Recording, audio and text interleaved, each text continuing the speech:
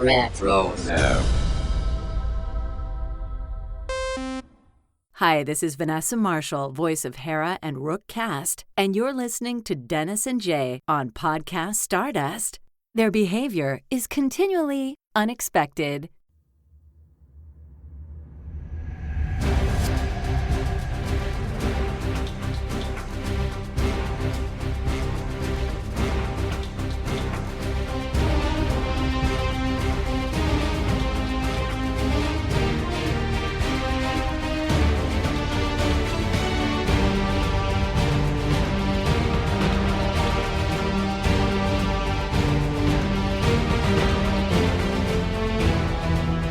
Hello, and welcome to Podcast Stardust. This is the fully armed and operational podcast dedicated to Star Wars news, reviews, and discussion. I'm Dennis Keithley.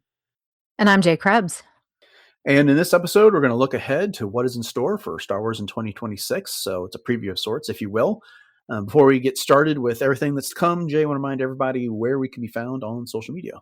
Absolutely. You can always find us on Facebook and Instagram at Podcast Stardust. All right. The dish is aligned, the signal's boosted to maximum output, the shield is down, and we're now broadcasting to the galaxy. So this is the second episode that we recorded in 2026.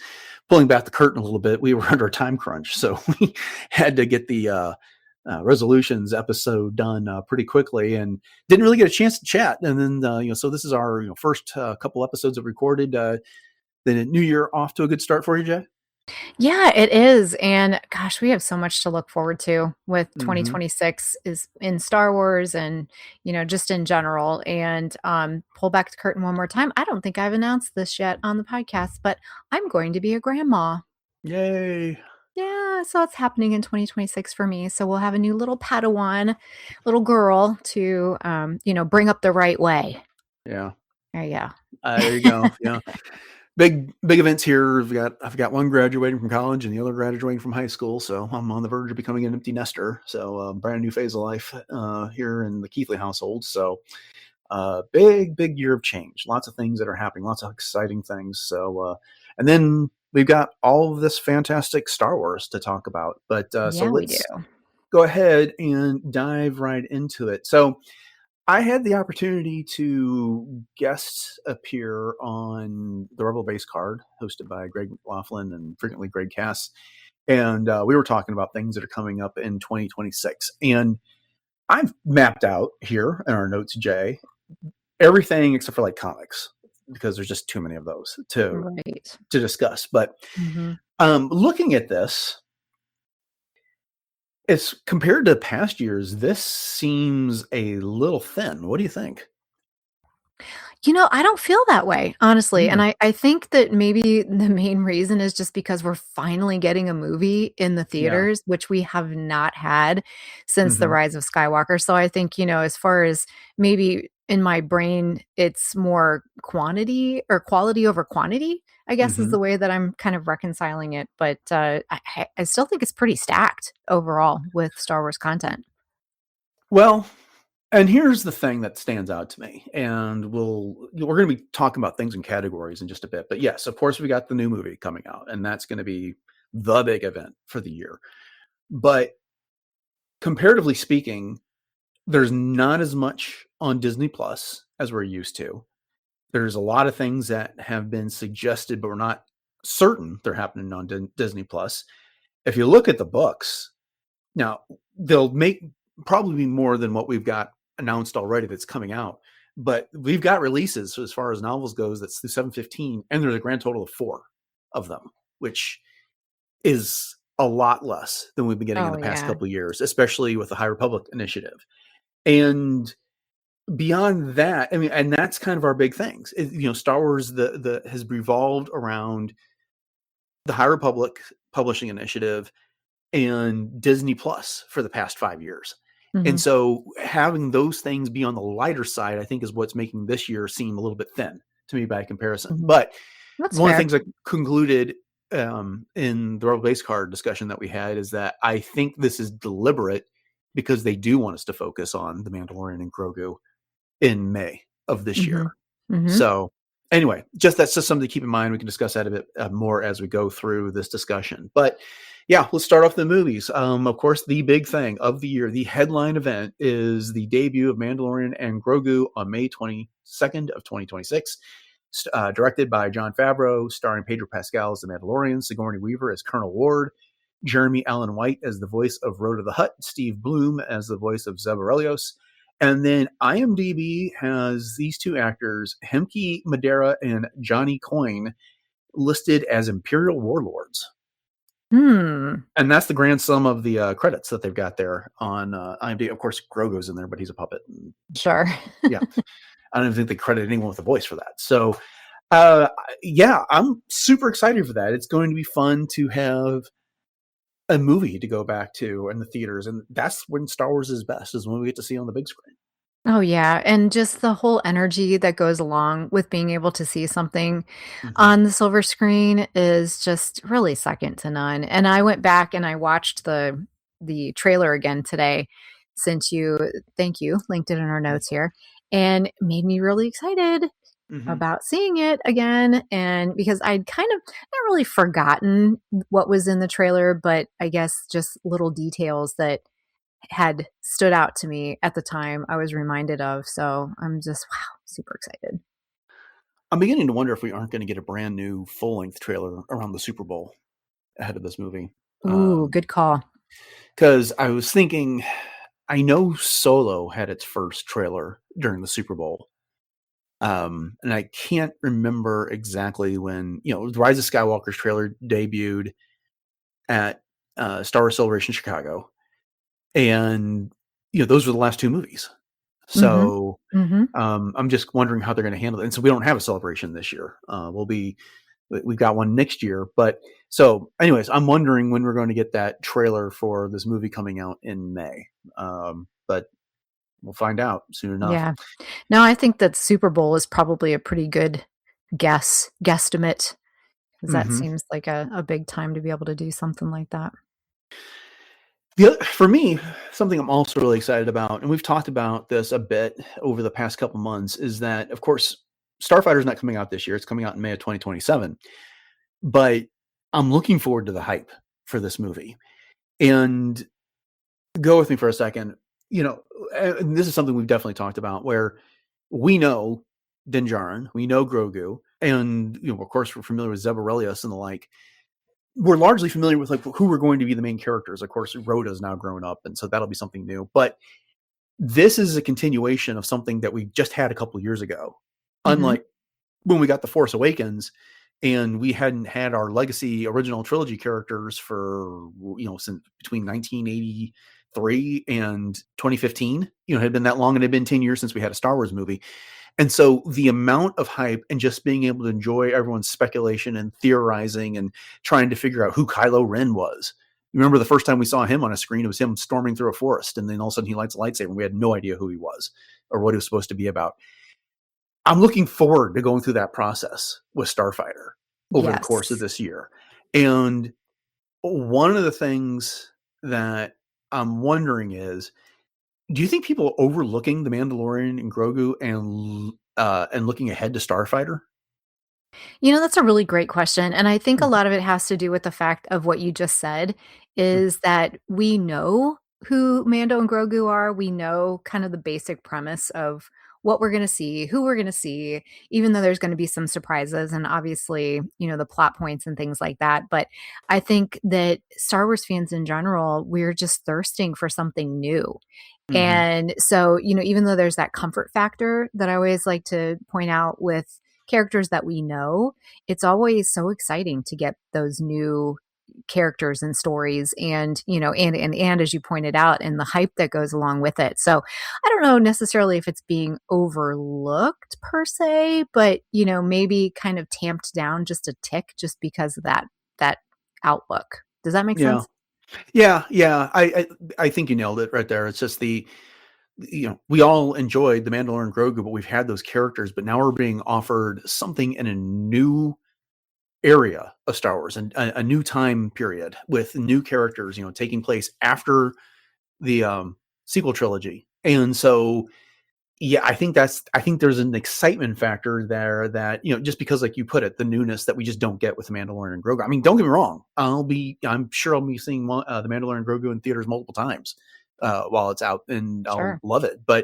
And Mhm. I am excited for that. But there's part of me that's just a little bit more excited for Starfighter, which feels a little weird because we know so much less about it. And other than it's just the newness is what it comes down to. So, Yeah, yeah, and I mhm, think too, it's one of those it's because it's a standalone movie, is mhm, that it does offer such a fresh perspective that is yeah. just, so attractive. Mhm, mhm. Here's something I've been wondering. Do you think they will announce a Star Wars movie for 2028 this year? Ooh, I would like to think so. That would Yeah. be fantastic, especially given, as I've like to say, the whack-a-mole that we've been Mhm. getting for all of the different directors and stories and scripts and, again, and of all of the things that we've been teased. So I'm really hoping that one of those is actually gonna kinda stick on the dartboard. But what do you Mhm. think? I'm not sure. I think if they're gonna do a movie in 2028, especially if it's going to debut in May of 2028, then they would need to start filming it at the end of this year, Mhm. right? Mhm. Based on the timeline we've got for Starfighter. They announced it at Celebration Japan, and that was what, April last year? Yes. Yes. And then they started filming it around August, September, somewhere in there, and finished in December. And now it's in post production and it's coming out, in 17 months. So so I would think that, unless they somehow figure out how to lock down the whole thing and start filming in secret, I don't know that they could save that announcement to Celebration. If they're going to announce Mhm. a movie at Celebration, I feel like it's got to be the 2029 movie that they'd be Mhm. announcing in 2027. So, assuming that that is the plan, I mean, all we Right. know, after these two movies, it could be a couple years before we get another one there. But they seem to be wanting to get back into the annual movie release. And like you said, we've got all these projects that have been announced at one point or another, and many of them have not been officially canceled and or quietly canceled or anything like that. So, whether it's the new Jedi or movie or the Dawn of the Jedi or the Mando verse wrap up movie that Filoni's supposed to be doing, you would think that one of those or something else. If there's another hot director or producer that comes up with something, they strike while the iron's hot. I mean, Mhm. wish list. Maybe they revive the Hunt for Ben Solo, and they announce that later this year that is in fact Yeah. going to be going to production. So, Yeah. um, yeah, That one came just out of the blue in right. in Hmm. a major way. Yeah, all these Right. projects remind me of my cosplay room. I've got some things started here and there, and I just need to pick one up and decide I wanna finish it. There you go. Okay.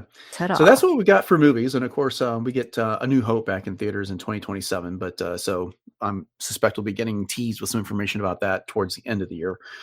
Turning to television and Disney Plus, we've got a couple things that we know for certain, something that may or may not come out this year, and then some other possibilities. But there's two projects we know for certain. The first is Maul Shadow Lord. We have no firm release date, but we've been told that this animated show featuring Darth Maul, voiced by Sam Witwer, is coming out in 2026.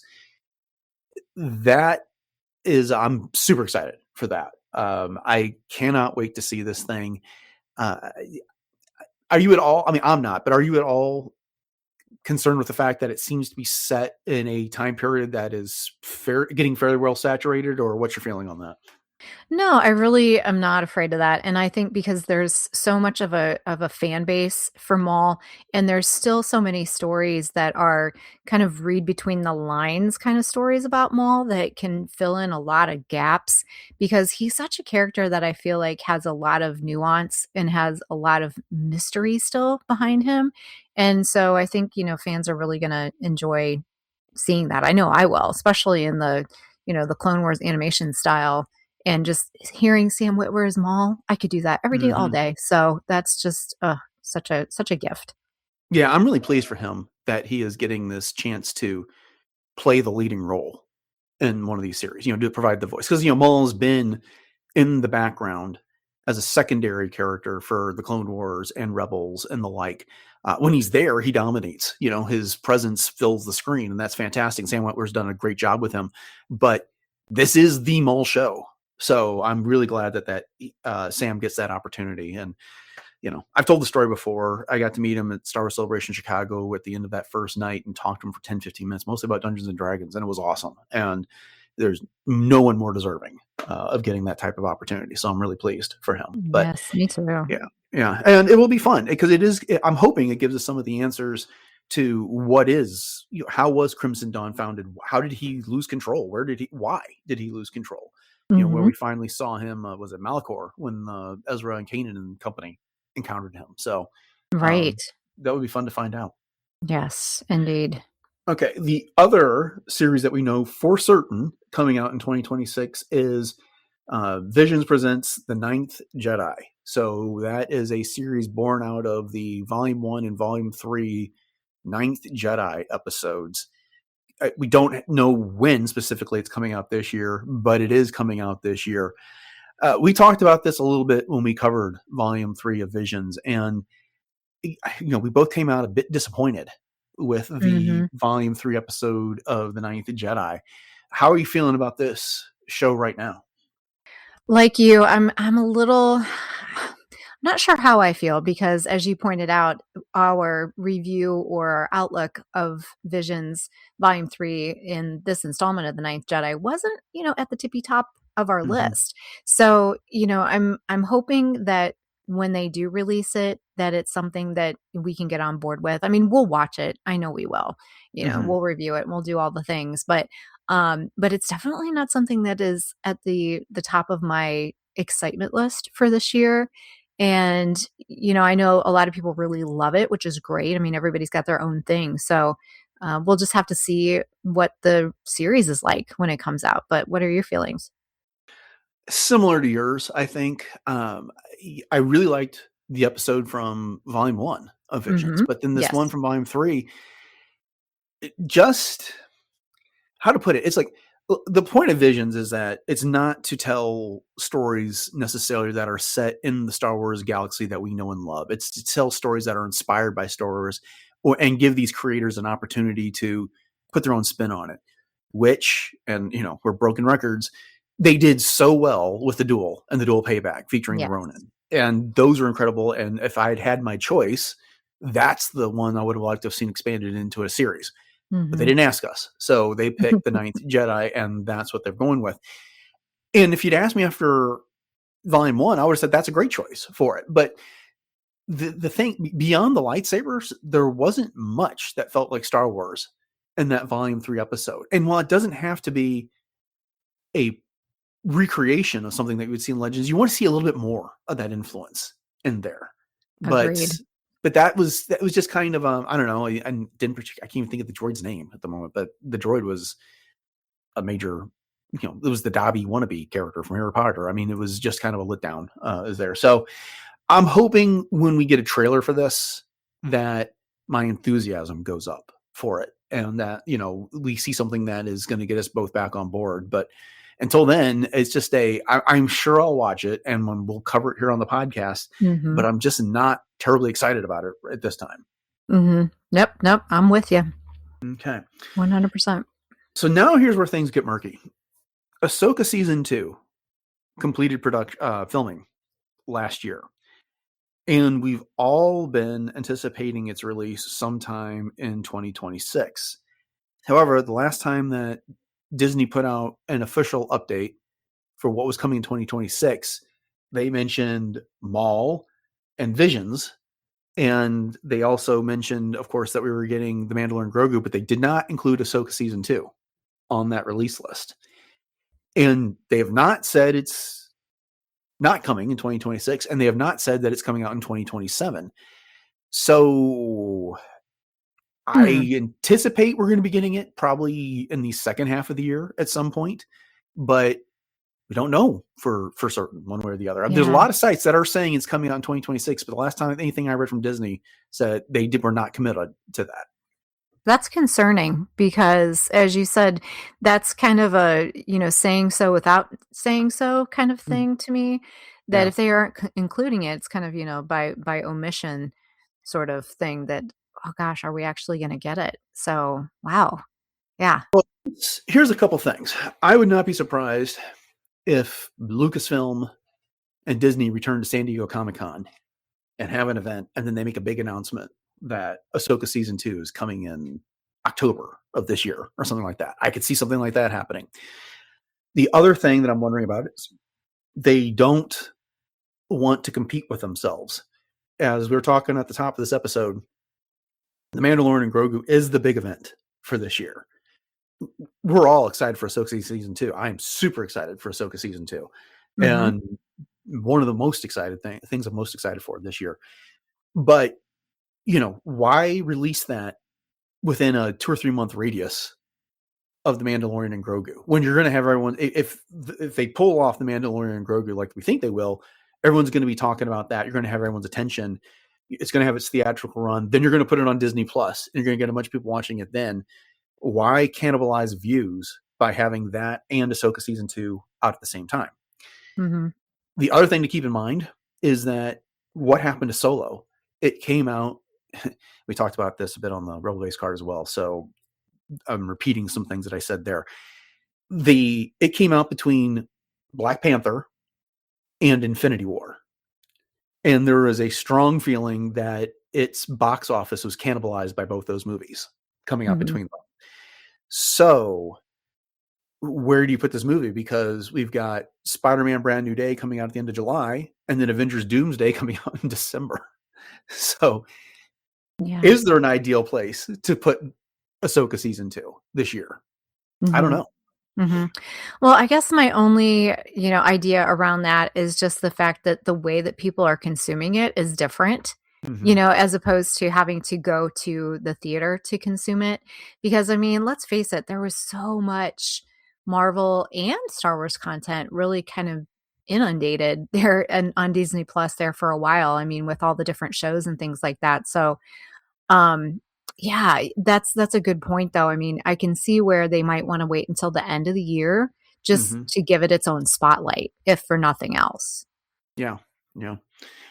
So that's that. And of course, we all know what Ahsoka season 2 is about. Ahsoka, the lead character, is there in Peridia, and we still got Baylan Skull and Shin Hati there. Sabine is with Ahsoka there. And then back in the known galaxy, we've got Thrawn seemingly getting ready to go to war with the Republic, led by Hera and Ezra and the likes. So it'll be real interesting to see what happens in season 2. A couple things that have not been announced yet that I would not be surprised if they happen this year. We haven't had a Tales of the Jedi, the Empire, the Underworld type of a show announced for this year. And we typically get that around May the 4th. So I'm wondering if that's going to be announced, or if that's when they're going to put Visions, the Ninth Jedi out. We also, go ahead. No, I was just going to say, in response to that it's always been with the Tales of kind of a, oh, look, surprise, here it is, within a couple of weeks. So I'm not surprised that nothing has been said, if that's even in the works. Yeah, I would not be surprised if it was announced in March or April. Coming in 4 weeks, because that's the way it's going. Exactly. Right. Yeah. So yeah, that's always a possibility. But there's also been no Star Wars Lego special announced for this year yet. And so, whether it's another season of Lego Rebuild the Galaxy or some sort of a holiday special around Halloween or Christmas or something like that, nothing's been announced yet. So I would not be surprised if later this year we get an announcement about something like that. Yeah, I'd love to see another Lego special. Yeah, those are so fun. Yeah. As we talked about, we were covering Rebuild the Galaxy, Pieces of the Past. It's something that you don't really have to take seriously. You don't have to worry about connecting all the dots. It's not canon. You don't even need to pretend like it could possibly be canon. It's just something to sit back and enjoy, then laugh about later. So it's just kind of, Star Wars light, and it's fun for what it is. So absolutely. Yeah. I am hoping that at some point this year, we get an announcement of another Disney Plus show coming out. Obviously not this year, but something coming out in 2027, because I feel like we're looking in my notes here at the entire slate of what's coming out on Disney Plus as new content. And we don't have the next live action show. We don't have the next animated series if there's going to be, or if they're going to do a season 2 of Maul Shadow Lord, or what they're going to do announced yet. And so it's, the only thing we know for certain screen wise for 2027 is Starfighter. Right. Which is kind of a weird That's position to be true. in. Yeah, it is. If you had your druthers, what would you like to see for a live action show? I know we've talked a little bit about it, but Well, I mean, I don't know what the plans for Ahsoka is if they are going to be done after season 2. But if they're going to go with another season, great. But I feel like if they were going to do a season 3, we'd be hearing about them ramping up to get ready to record or film a season 3 of that. And there's been nothing about that. So I don't know. I mean, I can appreciate the position that they're in, which is they're just now venturing into this new era with Starfighter in 2027. So maybe they want to let things breathe a little bit before they make that decision. But it's not like you can just put out a brand new live action show in 3 or 4 months. You really have to give it some thought. So, are you going to go back to Disney Plus with The Mandalorian, or are you going to give him further adventures on the big screen? I wouldn't mind seeing them continue to build out that era if they are going to go do some sort of Mandoverse team up movie, between Mandalorian and Ahsoka and the like, going forward. But, the other thing is we haven't heard about whether they're actually ever getting around to doing a second season or a follow-up season to Skeleton Crew. So Right. that's always a possibility. I don't know, but what about you? What would you like to see? Well, of course, selfishly, I'd love to see some live action Clone Wars, which I know Ewan McGregor has been very vocal about, saying that he would love to don the Obi-Wan Kenobi Clone Wars armor and team up with Hayden Christensen again. So, it's always one of those things, is you always point out when anyone does an interview, they're always asked about Star Wars. Yeah. And so, and live action adaptations of animated shows and movies are kind of the rage. So if people would be on board with that, that would be. I would love to see that too. Yeah, especially because Ariana Greenblatt's teased that she and Hayden Christensen have talked about that as a possibility at some point. But I feel like you're at a limited time with her if you're going to do that, because she's so true growing up. So if you're going to do it out there. But that would be incredible. That'd be high on my list as well. Or just another Kenobi season of something.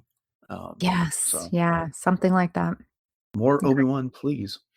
So that's what we got for Disney Plus. Okay, books. So we don't have a whole lot to discuss right now. I'm only going through the novels and the young adult novels. I'm staying away from like activity books or the art of type books and things like that.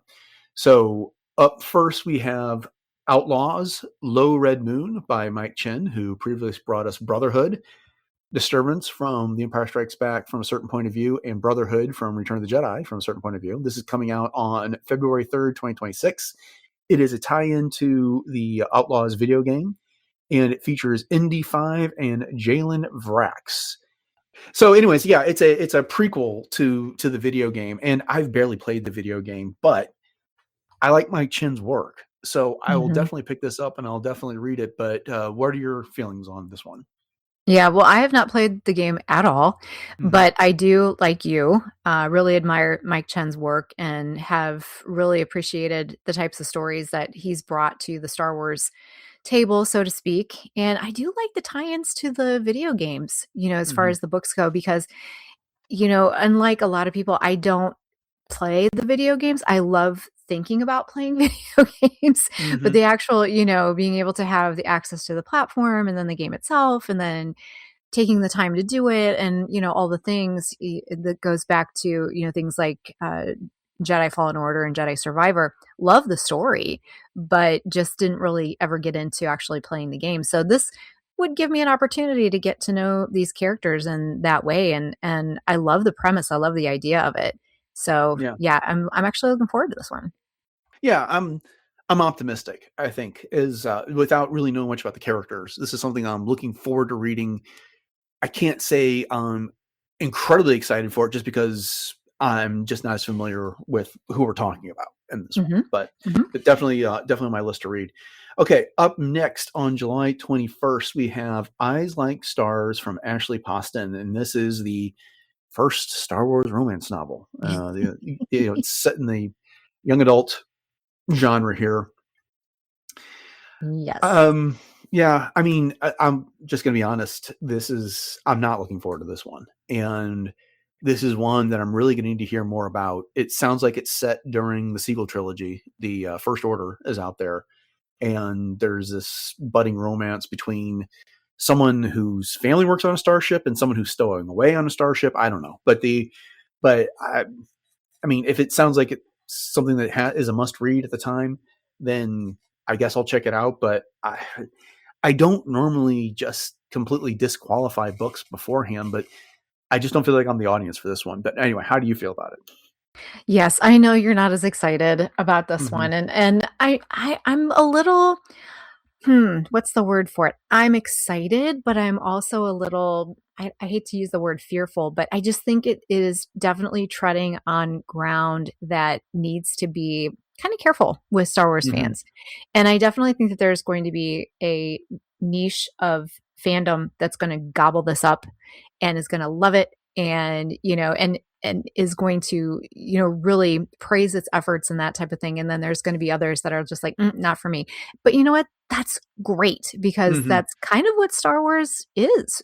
And that's one of the luxuries and one of the awesome things about Star Wars as a franchise is that we really do get to pick and choose what we want to spend our time with and what we want to invest our time with. And like you said, this is definitely it's not going to be an essential read for by any, stretch of the imagination. And that's not to say that it doesn't make it a good read or something that is fun to do. But yeah, it's going to be one of those things that I think is kind of like, Lego Star Wars in its own way, that it's going to Mm-hmm. be, more fun and lighthearted, I guess, in that way. But I'm all about the romance novels. So I'll give it a shot for sure. Yeah. Yeah, we'll see. From what I've read about the author, she's a big Star Wars fan. So, it seems likely that she'll know her stuff and she'll be able to write us something that is well grounded in Star Wars. And I mean, if it turns out something that, is going to, you said it's not essential reading, but if it is going to be something that you're going to know for other canon references, then maybe I pick it up for that alone. But anyway, we'll Hmm. see on that one. Yeah. Yeah. So The cover looks very almost, I don't want to say anime, but it's got more of a cartoonish vibe to it. I noticed that. yeah, it looks like something, it looks like something you could either find on a manga or you could find I've seen comics like this in the comic store Mhm. that are Right. aimed at a younger audience that do dip into that, that young adult romance type style. So, hey, look, this could be the springboard for them. This could be popular and you could get a whole new audience of people that want this type of thing, but Sure. it's not for me. So, well, it is what it is. That's totally fair, Dennis. Yeah. All right. Also coming out in July on the 28th, we have Legacy by Madeline Rue, who previously wrote Eclipse, which is a short story from the Certain Point of View collection about Rhea, the Queen of Alderaan. And this one focuses on Rey's training with Leia between The Last Jedi and The Rise of Skywalker. This sounds promising to me. Looks Mhm. like they make a trip to Tython as they are looking for a way to repair the Skywalker lightsaber after it was split in half during The Last Jedi. And then it looks like there's a bit of tension between Rey and Leia as they kind of hash out their master apprentice type of relationship here. So this one is on my to read list. I'm looking forward to it, but how do you feel about it? Oh, for sure. And promising is a definitely a good way to put it because we got a little bit of an insight to some of the training that Leia and Rey had gone through together, but it was so clumsy, in The Mm-hmm. Rise of Skywalker, simply because of the fact that with Carrie Fisher passing away and the way they had to piece things together, it just didn't really give us a good outlook and overview of really what that was all about. And I love the fact that they're going to Tython, so I think that's really cool. And I love the cover. This really harkens back to me to a lot of the Legends books. So Mm-hmm. as soon as I saw it, I was like, "Ooh, that kind of reminds me, of some of those." those old legacy books, kind of thing. So yeah, I'm definitely all about this one. Mm-hmm. And then the last novel that we've got announced for the year is Reign of the Empire, Edge of the Abyss. So this is being written by Rebecca Roanhorse, who previously wrote Resistance Reborn, which took place between The Last Jedi and The Rise of Skywalker as well. This one's coming out September 15th, 2026. And it is the follow-up to Reign of Empire, Mask of Fear that Alexander Freed wrote. This one takes place 1 year before the first season of Andor, which is 13 years after The Mask of Fear. This might be what I'm most looking forward to. And the reason why I use the word might is because we do get an author change in here. I liked Rise of the or Resistance Reborn just well enough. It's not in my top 10 of Star Wars books, but it was a perfectly good novel here. But, how many times have we referenced Mask of Fear over the past year? And oh my so, goodness, yeah. The stories that we got about Bail Organa and Mon Mothma and Saw Gerrera and the like here. So I'm really eager to see what is next for those characters, especially in that area that directly precedes Andor. I'm assuming that there was some coordination done between Alexander Freed and Rebecca Roanhorse and people at Lucasfilm to get certain things carried in across these books, but we'll have to see. But what are your thoughts on this one? Yeah, no, I agree with you on that. And the only thing that kind of bums me out is just the fact that it's, I appreciate the fact that they're trying to step back 1 year before the first season of Andor, but in some ways I feel like some of that has already sort of been covered in, a lot of the Andor episodes because it's so close in time. So I kind of was hoping that this was maybe in between, you know what I mean? Not Sure. right after Order 66 and the like, and the formation of the Empire, which So is what maybe 2 years after Mask of Fear. Yeah, or yeah, Yeah. exactly. So I'm just not sure how I feel about that particular timeline, but I'm sure it'll be great. Yeah. I'm eager to see what the plot is of this one and how they handle it. So make sure you mark your calendars for that one, because we'll be likely gobbling it up and getting it out on getting our discussion on the podcast pretty soon after that. So, okay. Well, that, like I said, that's all we got announced for novels for 2026 so far. And last year we had novels announced in the second half of the year that did come out before the year ended. So it's completely possible we'll get another couple before the year is over, but we don't have a publishing initiative like the High Republic anymore. And it's kind of disappointing. I mean, it's all of these books are set during a time period that we're familiar with. Of course, you and I don't know much about the Outlaws game, but it's set during a time period we know about, precedes Return of the Jedi. And that's great and stuff. But one of the things I loved about the High Republic is that it talked about an era that we had an idea about, but we didn't really know anything about. And it gave us villains that we didn't know about. And we gave us heroes that we didn't know what their fates were ultimately going to be here. And sure, that may be true for Eyes Like Stars. That title bugs me. But at any rate, I wish they were doing more of that type of thing, I guess. Telling us more High Republic type of adventures. It doesn't have to be set during the War of the Nile, but some of those characters, what did they do in the years afterwards? I know there's a comic at some point that's going to get released in there, or go back and tell us some High Republic stories or things that took place 300 years before the High Republic or whatever. I'd love to see them explore another era that we aren't so familiar with. I know the reason we're not getting it is because they've got so many irons in the fire with potential movies that are set in different eras that they don't want to pollute it with these books and then have to worry about overwriting other content. But I kind of feel like we're on the verge of them just telling us that, those comics and books you love, sorry, they're at risk of being set aside in favor of whatever we're going to put on a screen. Yeah, which I'm not sure how I feel about that, because that was kind of promised that wouldn't happen, but we've already seen some examples of that happening, K2SO and Point, but so guess we'll just have to see how that all plays out. Yeah. I'm assuming you're most excited for Reign of Empire, Edge of the Abyss. Is that true? Oh yeah. Oh yeah, for sure. Yeah. Yeah, that's my number one for sure. Legacy is a close second, I think. Mhm, Um, mhm.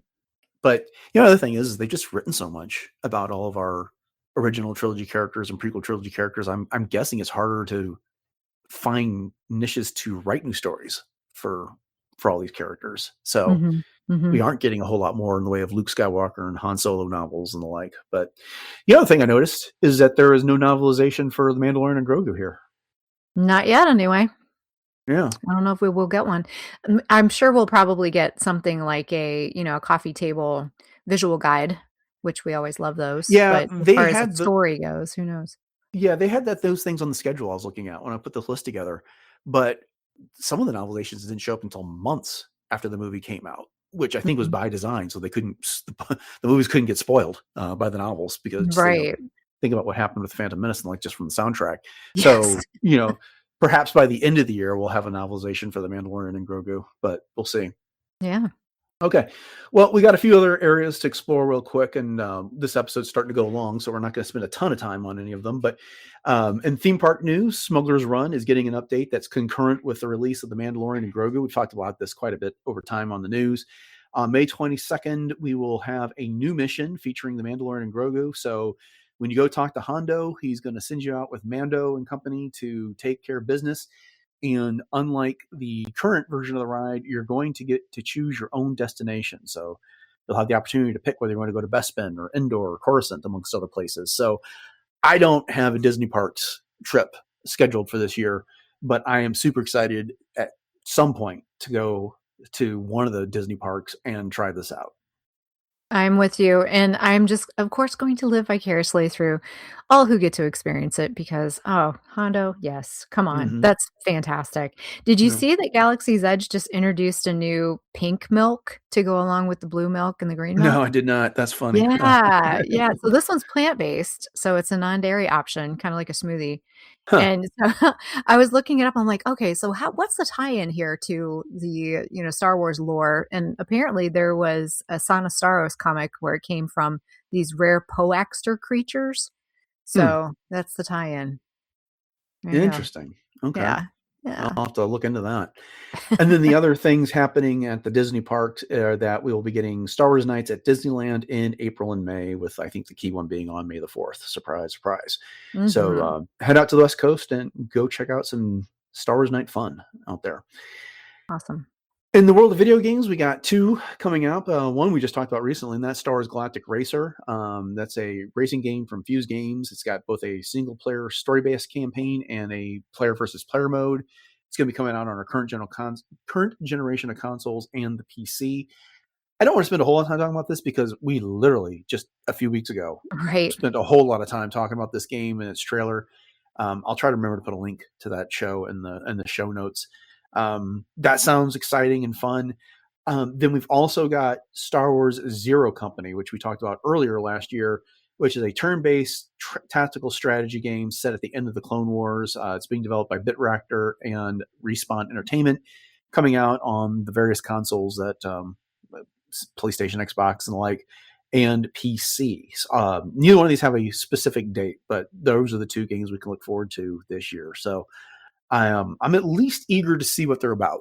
It's harder and harder to find time to put video games into my schedule because I just choose to spend my time on other things. But Right. the Zero Company type of thing, from what I've seen of it, is very intriguing. So I'm looking forward to that. Mhm. Mhm. And then in events, we don't have any official Star Wars events this year. We're, of course, looking forward to Star Wars Celebration in Los Angeles in 2027, but I am guessing ticket sales for that are going to happen sometime. What would you guess, Jay? May, June, probably I for think it's that. fair. Yeah, Yeah. that sounds about the right timeline that what we've sort of gotten in the past, so, yeah, it's a good guess. And then as we get closer towards the end of the year, we'll probably start getting some announcements about some of the things we can expect and some of the guests that are going to be there as well. So we will be looking out for all of those things here on the podcast. Now, if you are looking for a Star Wars specific convention, in my neck of the woods, we have the Rebel Scum Con. It was here in Plano a couple of years ago, and they've since moved it to Frisco. It is kind of a Celebration light. I mean, you don't get any big reveals or anything like that, but they do frequently pull in a number of Star Wars actors. This year, the guests include Giancarlo Esposito, and then Denise Gao and Kyle Solar from Andor. So Nice. that's a pretty good look. Ray Park is going to be there as well, but I think he's always there. That doesn't diminish him. But I mean, if you're going to have a convention, chances are Ray Park's going to be there. Right. And then Paul Sun He's Hung the Lee. William Shatner of Star Wars. Yeah. So Carson Teva himself is also scheduled to appear with a few other prop makers as well. But I expect that list will grow as we get closer to time. They usually have a pretty representative group of, they had a lot of the cast of Mandalorian a couple of years ago. So, Cool. So anyways, if you're looking for something to tide yourself over and whet your appetite before Celebration, you can be on the lookout for that on August 7th. So I think it's 7th through the 7th and the 8th. I can't remember, but yeah, rebelscumconventions.com is your place to go to find out more about that. I might have to look into that, and maybe I can apply as a cosplay guest. That would be fun. Well, there you go. Yeah, that'd be fun. You and I could hang out for a couple of days and do some Star Wars. So yeah. Heck yeah. Cool. Well, that's it. That is what we have to look forward to in 2026. I mean, I'd ask you to rank everything, but I think the clear number one is the movie on this list. And after that, looking forward to Ahsoka and Maul Shadow Lord as the next couple things on the list. But it looks like it's going to be a pretty good year. It's just like I said at the top, we've got a major big thing that I think is crowding out some, as you put it, the quantity this year, which makes the overall schedule look a little bit lighter. But it should be a good year nonetheless. I agree. I'm looking forward to it. I mean, anytime we get anything new Star Wars, I mean, here we are. We're almost 50 years later, 49 years later, and we're still being very, very gifted. So indeed. Yeah. Indeed. All right. Well, then, thank you all for joining us for this episode of Podcast Stardust and our 2026 preview. We hope you've enjoyed the discussion. And if you want to hear what we have to say about all these things as they come out over the course of the year, then we invite you to subscribe to the podcast on your podcatcher of choice. We're available pretty much everywhere. And if we're not on your podcatcher, then let me know and I'll figure out a way to get it there if I can. And once you've subscribed, we'd appreciate your ratings and reviews. If you could do that for us, that helps others find the show. And if you want to find the entire back catalog, one of the best places to do that is over at retrozap.com. All previous 984 shows are there, as well as the other shows that are currently on the RetroZap Podcast Network. Jay, this is the time of the show where I ask you to please fill in the audience on our social media contacts once again. And I will be very happy to do that, Dennis. We are very conveniently found at Podcast Stardust on all of your socials, including Facebook and Instagram. And as Dennis was mentioning, we are streaming everywhere you can find podcasts. And that also includes places like Spotify, Audible, and YouTube Music. And you can subscribe to all of those and get all of the episodes of the podcast and also share those out with your friends. And we do maintain some Pinterest boards for all kinds of fun ideas for everything Star Wars. And we are approaching our 1000th episode. So we would really love it if y'all would send us some questions either about the podcast itself or just general listener questions. And we can put that together in something fun. And you can do that at our email, which is podcaststardust@gmail.com. Okay. So upcoming on the show on Wednesday, we're getting back into the Clone Wars. And then on Friday, we are going to be looking at a roundup of some recent news. And frankly, I'm not sure what all there is because it's been a few weeks since we've done news, but it's been the holidays, so there's not been a lot announced. But whatever's there, we'll get to it. So with that, thanks for listening to episode 985 of Podcast Stardust, everyone. Have a great week. And until next time, may the Force be with you.